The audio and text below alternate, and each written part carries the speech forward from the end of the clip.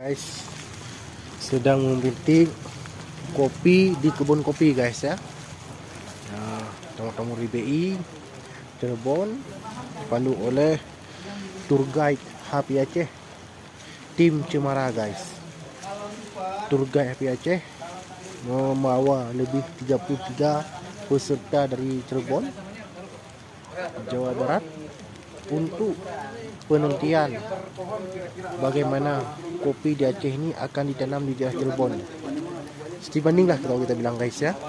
Ini dari BI, Bang BI ini, Bank Indonesia mensupport petani-petani yang ada di Cirebon.